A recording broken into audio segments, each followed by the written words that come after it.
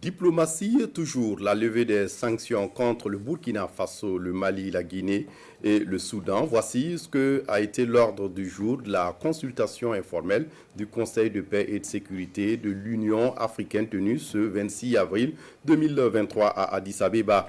Les négociations sont conduites par le ministre des Affaires étrangères de la coopération du Burkina Faso. Olivia Ramba est allée plaider les causes de ces 4 pays en transition politique afin que ceux-ci puissent réintégrer l'Union africaine ainsi que la CEDEAO. Le moins que l'on puisse dire, c'est que le message a été bien entendu et mieux, la Commission s'est montrée attentive et même disposée à porter le message auprès de l'Union africaine. Le point avec Jérôme Tendano. Dans cette salle Julius Nyerere, au siège de l'Union africaine à Addis Abeba dans la capitale éthiopienne, le chef de la diplomatie burkinabé, Olivia Rwamba, porte le plaidoyer des 4 pays en transition politique auprès de la Commission Paix et Sécurité. Le Burkina Faso, le Mali, la Guinée-Conakry et en dernière date le Soudan, sous sanction de la Communauté économique des États de l'Afrique de l'Ouest et de l'Union africaine, veulent retrouver leur place dans les hautes instances du continent africain. La rencontre se tient à huis clos. Une tribune pour le ministre des Affaires étrangères du Burkina de partager avec la Commission les informations de première main sur la situation réelle dans les 4 pays concernés. Mes 3 autres homologues, notamment celui du Mali, et de la Guinée et du Soudan, on a pu échanger et ils m'ont donné le quitus de porter en tout cas la déclaration liminaire au nom de tous nos 4 pays.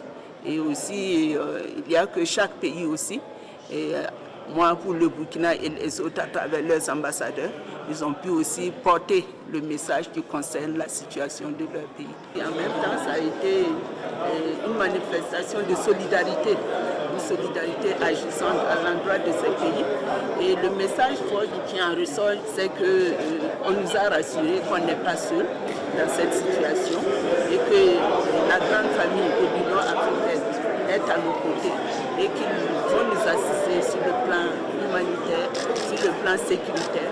Il nous a même été demandé de soumettre nos besoins en la matière. La présidence du Conseil Paix et Sécurité du mois d'avril est assurée par la Tunisie, représentée ici par l'ambassadeur Abdelhamid Gabri.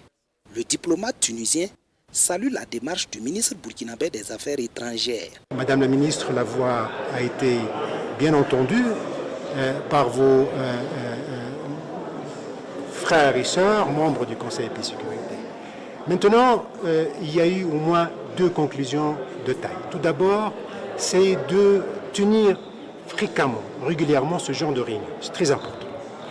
Et deuxièmement, ça le plus important, la Commission de l'Union africaine, le département Paix et Sécurité, s'est engagé, séance tenante, à constituer une équipe dans le département pour suivre et être en contact direct au quotidien avec les pays en transition pour savoir exactement et de première main les défis, mais aussi les besoins.